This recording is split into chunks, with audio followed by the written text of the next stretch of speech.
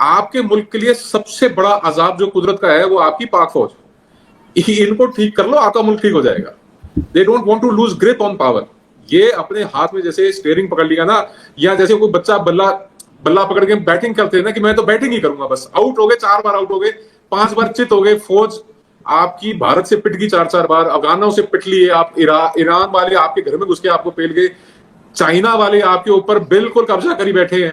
आपने अपनी एक एक जो बिल्डिंग है या आपकी इमारतें हैं या इंफ्रास्ट्रक्चर है या आपका जो रियल एस्टेट है, आपके हाईवे तक आपने जो गिरवी रखे हुए हैं, पर ये कहते हैं कि मैं आउट नहीं हुआ, फिर बॉल डालो, मैं फिर खेलूंगा। सो कुदरत का सबसे बड़ा अजाब जो है आपके मुल्क के ऊपर पाक फौज है। सुन लो एक बात। दूसरी बात, आपने कहा कि ये फौजी जो है सिर पे ग्लास रख के नाचते हैं या बेसमेंटों में नाचते हैं, कैमरे नहीं जाते। आपको पता है नाचते नाचते नहीं, इनके स्थान विशेष में गोलियां भी मारती इनकी घरवालियां, इनकी जो बेगमें हैं, इनके गोलियां भी लगती है, और कहां कहां लगती है मैं बोलना नहीं चाहता हूं, वह आपको बता देगा। I don't want to get there, उस जगह मैंने जाना नहीं। तीसरी बात, करतारपुर साहब की बात कर रहे हैं। अगर आपके पास मेंटेन करने के लिए पैसा नहीं है, बनाने के लिए पैसा था, मैं आपको बताता हूं, आपके पास बनाने के लिए पैसा भी नहीं था।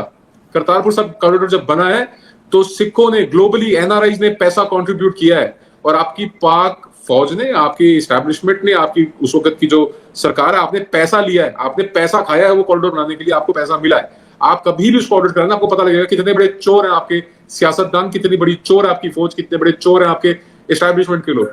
और मैं बताता हूं आपको, आपने बिल्कुल ठीक कहा। और जो व्यक्ति जिनकी आप बात कर रहे हैं, जिस सहाफी की, जिस जर्नलिस्ट की, जो आपके पास आके बोल गए कि पाकिस्तान टूट नहीं रहा, टूटेगा। और मैं बता रहा हूं, महाराज की कृपा नाल बहुत जल्दी टूटेगा। और जिस दिन ये टूटेगा ना, मैं अपनी गाड़ी ले जाके करतारपुर साहब की पार्किंग में खड़ी करके, बिना पासपोर्ट दिखाए, बिना $20 दिए, अपनी गाड़ी में जाके हम दर्शन करके आएंगे। वो दिन आएगा, बाकायदा आएगा। और जिस दिन आएगा, आप ऐलानिया तौर पर बता रहा हूं, वो दिन आएगा, और फिर मैं, वैभव और आप इकट्ठे हो जाएंगे, अगर आपको अल्लाह ने सलामत रखा तब तक तो। और मैं चाहता हूं आप सलामत रहें, और वो दिन भी देखें आप, हम आपको दिखाएंगे वो दिन।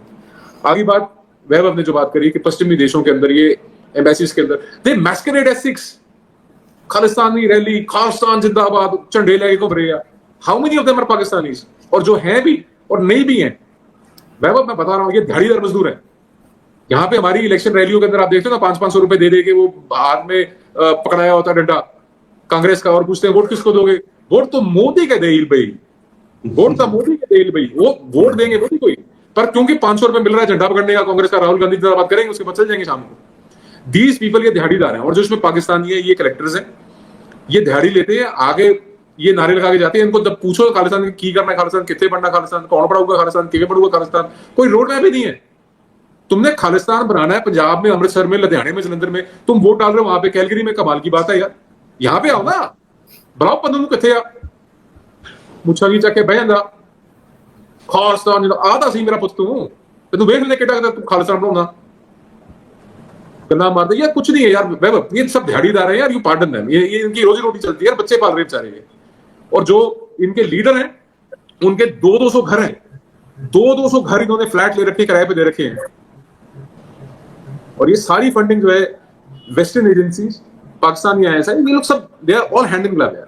एक सच्चा सिख यार, अब ये पन्नू के लिए, you know, it has been said and it is been confirmed, number 1 is a womaniser, number 2 is a chain smoker. ਜਿਹੜਾ ਤੰਬਾਕੂ ਪੀਂਦਾ ਯਾਰ, ਜਿਹੜਾ ਤੰਬਾਕੂ ਫੂਕਦਾ ਯਾਰ, ਉਹਨੂੰ ਤੁਸੀਂ ਸਿੱਖ ਮੰਨਦੇ ਹੋ? ਕਿੱਥੇ ਦੀਆਂ ਗੱਲਾਂ ਕਰਦੇ ਹੋ ਯਾਰ? What are you even talking about? Boss, sorry interrupting you, आपने जो बात कही कि इन्हें जो है उनको ठीक करना पड़ेगा, अगर एस्टेब्लिशमेंट को, फौज को ठीक कर दिया सारा ठीक हो जाएगा। मैं कहता पाजी, उन्होंने इनको ठीक कर रखा है, सबको ठीक कर रखा है उन्होंने, तो इन्होंने क्या उनको ठीक करना है? जिन्होंने उनको ठीक करने की कोशिश की, मैं बताता हूँ, वो बीड़ा भी हमारे ऊपर है, वो बीड़ा भी हमारे ऊपर है। ये 93,000 की पेंटें उतरवाई थी ना, अभी 5 लाख की पेंटें उतरेंगी, इनकी पतलूनें उतरेंगी। वील गो 5 टाइम्स यार, we are going to be number 3 economy in the world. 2047 में India will be a $35 trillion economy. इनकी पतलूनें यार, चीनियों के तो आगे पहले पतलूनें उतार के खड़े हुए हैं। मगर ठीक क्यों ना हो जाए सर? ठीक हो जाएंगे ना, इतना मत कर। एक मिनट, जिनपिंग तुसी ग्रेट हो, तोहफा कबूल हो। आई मीन देयर ऑलरेडी यार, बेचारे 90 डिग्री में झुके हुए, और क्या चाह रहे हो यार आप? और इनकी तोंदे फंसती हैं आगे, they can't touch their feet, इनकी तोंदे फंसती हैं फौजियों की, अपने पैरों को तो हाथ लगा ही नहीं सकते, they can't bend beyond 90 degree. समझ रहे हो आप? मतलब 90 डिग्री भी बहुत ज्यादा कह गया, बेचारे कम में फंस जाते हैं, पेट फंसते हैं इनके। और तो भाई मैं कह रहा हूँ ये जो कह रहे हैं कि टूट नहीं रहा है, तो मैं कह रहा हूँ कि नहीं टूट रहे तो फिर एक कार सेवा उधर भी की जाए।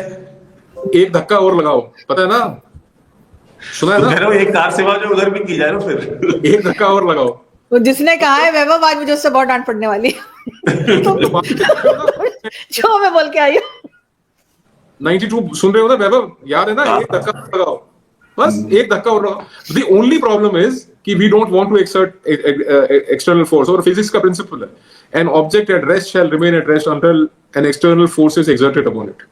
एक धक्का लगाना, ये साफ है ये लोग, पता नहीं कौन सी गलतफहमी में, कौन सी खुशफहमी पहली बैठे हैं, खालिस्तान बनेगा। भाई तुम अपना मुल्क संभाल लो पहले, और जितना पैसा तुमने आज तक कश्मीर बनेगा पाकिस्तान और खालिस्तान इन चीजों पे तुम अपनी आवाम पे खर्च लेते ना, तो आज इनके पास खाने के लिए गंदुम होती, आटा दाल चावल चीनी रोटी तेल देसी घी सब कुछ होता है इनके पास, इनकी फैक्ट्रियां चल रही होती। पूछो ना इनको, आरजू जी आपको पता नहीं है कितनी बड़ी कॉटन इंडस्ट्री थी फैसलाबाद में, खत्म हो गया सब कुछ। It is become a graveyard of machines. ऑस्टन 70 लाख लोगों ने अपनी एम्प्लॉयमेंट्स खोई हैं। क्यों खोई हैं? Because you are not able to manage. आप कपास नहीं खरीद पा रहे हो, आपकी कंट्री कह रही है कि जी आप इंपोर्ट मत करो कॉटन, क्योंकि डॉलर बाहर जाता है।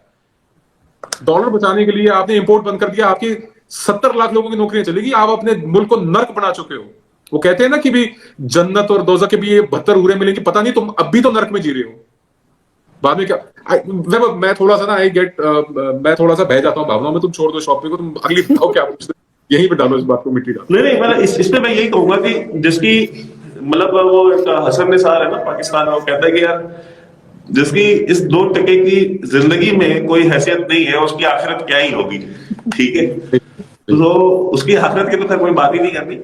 फौज का रोल ना आज खत्म हुआ है ना वो खत्म होगा, वो पाकिस्तान के साथ ही खत्म होगा। तो what's the way forward according to you? देखिए, मुझे तो ये लगता है कि थोड़ी बहुत होप हर चीज की होनी चाहिए, और अगर सिचुएशन इतनी खराब हो गई है तो अब सिवाय सही करने के कोई और रास्ता है नहीं। आपने देखा कि किस तरह से जो है वो एजेंसीज और आर्मी के खिलाफ लोग बोलना शुरू हो गए हैं। ये सिर्फ मेरी बात नहीं है कि मैं यूट्यूब पे बैठ के कोई बात कर लेती हूँ। अगर आप रोड पे भी निकले तो वहां पर भी लोग अगर किसी से बात करें तो वो यही कहेगा कि पाकिस्तान की जो हालत खराब हुई है उसमें पॉलिटिशियंस के साथ साथ फौज का भी बहुत रोल है। तो अगर ये जैसे पहले बात हो रही थी कि मारना अगर शुरू करें तो ये कितने लोगों को मारेंगे? 25 करोड़ लोगों को तो नहीं मारा जा सकता। तो जाहिर है कि अब इनको थोड़ा सा ठीक होना पड़ेगा। उन्होंने पहले कहा था आपकी गवर्नमेंट ने कि जी टेररिज्म और ट्रेड एक साथ नहीं चल सकती, तो वो तो अननोन गनमैन के जरिए आप देख रहे हैं कितने लोगों को मारा जा चुका है, और कितने और इसी तरीके से निशाना बनाए जा रहे हैं। तो हो सकता है कि ये कोई अंदर से ही कोई कर रहा हो, और या बाहर से कोई ना हो, जो कि हमारे यहाँ कहा जाता है कि जी भारत करवा रहा है और अफगान सिटीजन्स मार रहे हैं, तो हो सकता है ऐसी कोई बात ना हो। लेकिन जो भी कर रहा है ठीक ही कर रहा है, और इस तरह के लोग जब कम होंगे तो कहीं ना कहीं तो पाकिस्तान अपने आप को दिखाएगा ना। सिर्फ भारत की बात नहीं है, हमें वर्ल्ड बैंक को भी दिखाना है, हमें IMF को भी दिखाना है, FATF को भी दिखाना है कि अब हम सुधर गए।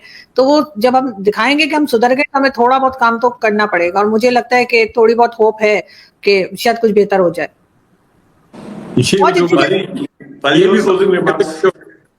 IMF वर्ल्ड बैंक ये भी सब पैसे के लिए हो रहा है, कमाल ही हो रही है। तो सर पैसा होगा तो कोई काम होगा ना, जाहिर है, ऑब्वियसली पैसा तो पाकिस्तान को चाहिए, और उसी के लिए सब कुछ होगा, सब कुछ उसी के लिए होगा। अब मेरे को ये नहीं पता कि मैं क्या बोलूं, आप नून लीग की कारकुन है, PTI की कारकुन है, आप रा की एजेंट है, क्या है मेरे को नहीं पता।